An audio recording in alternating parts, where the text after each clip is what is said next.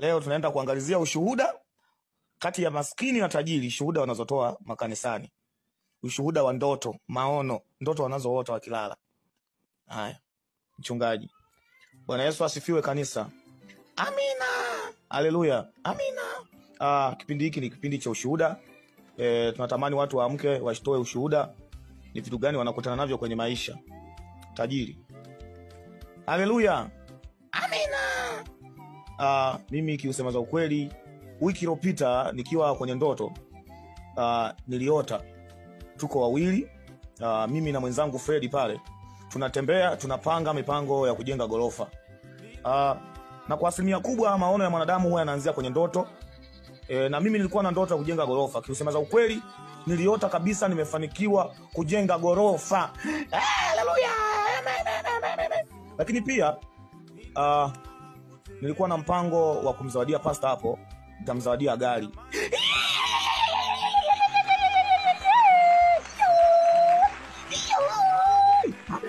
Ame mchungaji hapo anaambia. Ame. Etafikia umepewa gari wenyewe. Mchungaji ame. Haya sasa. Na imani nitatimiza hiyo ahadi, gari nitamnunulia pastor. Amina. Tajiri anakaa. Maskini sasa na yeye zamu yake ya kutoa ushuhuda ndoto hizo. Haleluya, maskini kwanza. Haleluya. Amina. Jamani, wiki iliyopita niliota nafukuzwa na miskule watatu. Niliota nafukuzwa na miskule watatu, lakini pia niliota nimerudiana na mtu wangu wa zamani. Niliota ananinyonga, ananitesa. Haleluya. Amina. Lakini pia niliota nadumbukia kwenye kisima. Niliota watu wengi wamezingira, nimekufa. Jamani, tumniombe. Niombe jamani. Okay guys, nataka niongee na maskini leo. Hivi unajua kwa nini watu wengi wanaenda kanisani na wanamjua Mungu lakini hawafanikiwi? Kwa nini? Sasa hivi maskini wengi wapo makanisani.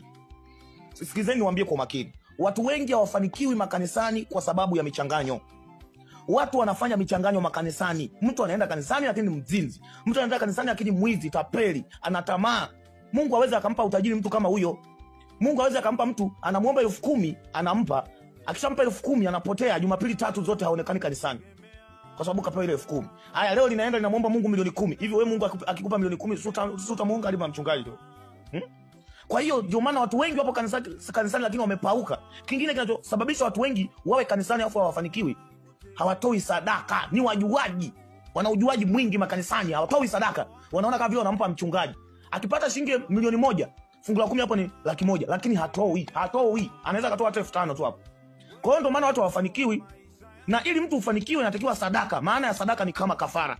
Watu wa kule upande wa pili ambao wapo gizani kule, watu wanaotoa kafara, wenzako hawana kinyongo kama wewe mwehu ambao unaenda kanisani, unaambiwa utoe sadaka, unakunja. Wachungaji sasa hivi wanapenda hela.